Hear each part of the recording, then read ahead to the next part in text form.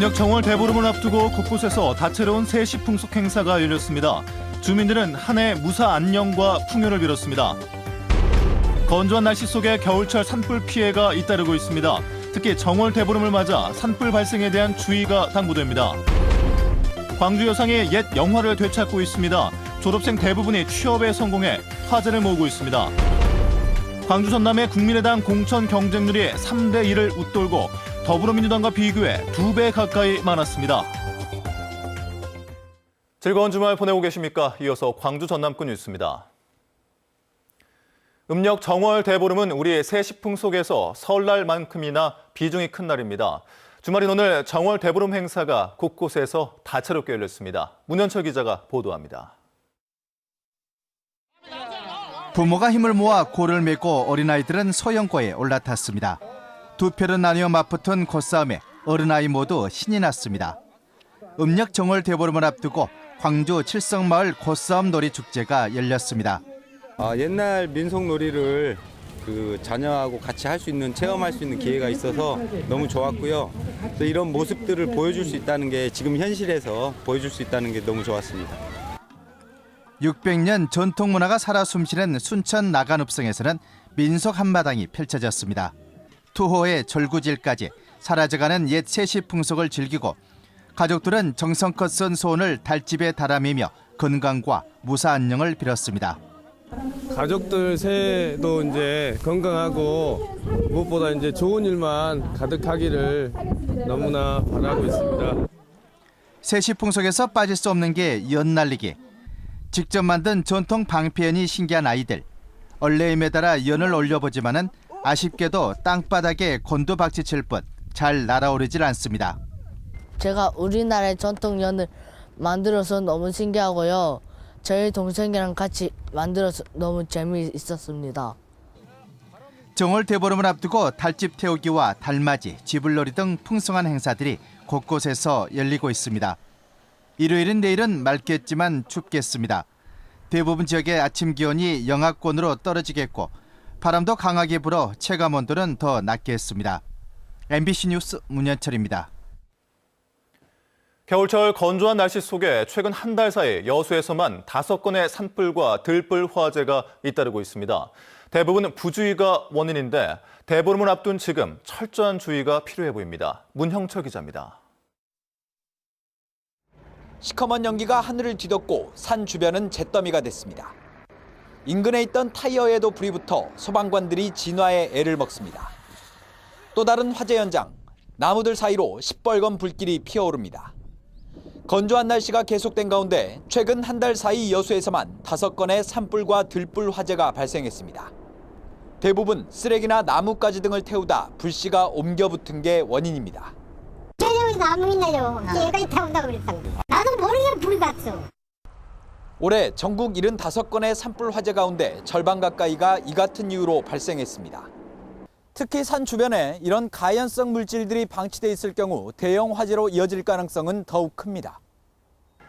산 인근에서 소각을 하다 실수로 산불을 낸 경우 3년 이하의 징역이나 1,500만 원 이하의 벌금에 처해질 수 있습니다. 바람이 없다라고 생각하시고 쓰레기나 그런 들불을 소각을 하는데 바람이 없는 상태에서 불을 피우게 되면은 온도 차이에서 대류가 발생되면 불이 크게 확대됩니다. 최근 3년간 전남 지역의 산불 화재는 모두 204건. 이로 인해 2명의 사망자와 6명의 부상자가 발생했고 피해액도 5억 2천만 원에 달했습니다. MBC 뉴스 문형철입니다. 광주 전남의 국민의당 공천 신청자 수가 더불어민주당보다 2배 가까이 많았습니다. 국민의당이 총선을 앞두고 공천 후보 신청을 마감한 결과 광주에서는 27명, 전남에서는 36명의 신청서를 냈고 평균 경쟁률은 광주가 3.4대 1, 전남은 3.3대 1을 기록했습니다.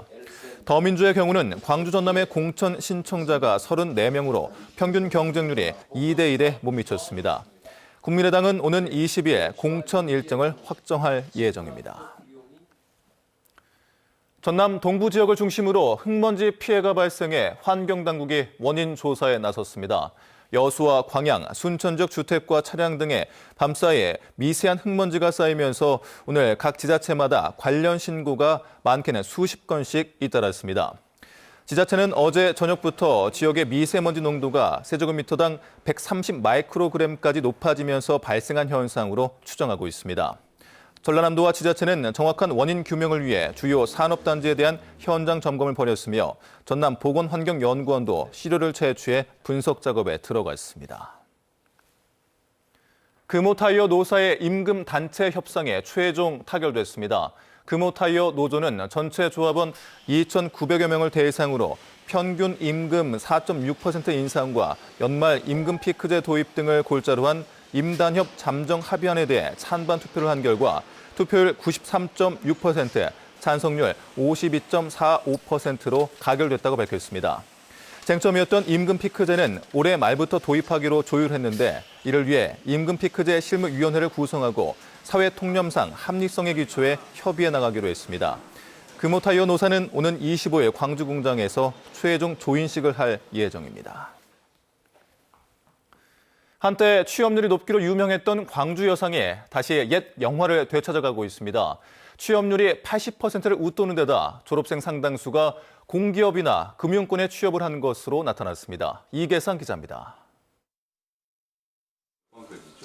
광주여자상업고등학교의 취업 현황을 알리는 게시판입니다. 3학년 1반부터 8반까지 취업 표시가 안 된 이름을 찾기 힘들 정도입니다. 졸업 예정자 270명 가운데 220명의 취업이 확정돼 올해 취업률이 80%를 넘어섰습니다. 대학 진학을 준비하는 40여 명을 빼고 나면 사실상 취업률은 95%를 웃도는 수준입니다. 가장 중요한 비결은 맞춤형 취업 전략입니다. 고교 3년 동안 학생들은 컴퓨터와 금융회계 등 5개가 넘는 자격증을 따고 실무 능력을 키우는 데 집중합니다. 국가에서 다른 사람들과 시험 봐서 따는 거기 때문에 저의 능력이 인증되는 거라고 생각합니다. 취업에 성공한 졸업생들이 후배들을 직접 안내하는 멘토-멘티 프로그램도 큰 도움이 되고 있습니다. 그 선배님들이 먼저 경험을 하고 오셨기에 나도 할 수 있겠구나라는 자신감을 가지게 된 것 같습니다. 이를 통해 학생들은 공기업이나 금융권, 기업체 등에 취업한 뒤 일과 학업을 동시에 병행하는 선취업 후 진학의 꿈도 이루게 됐습니다. 금융회계 분야로 취업을 하고 있고 이 학생들이 취업을 해서 나중에 이제 대학을 진학을 하고 있는 상황입니다.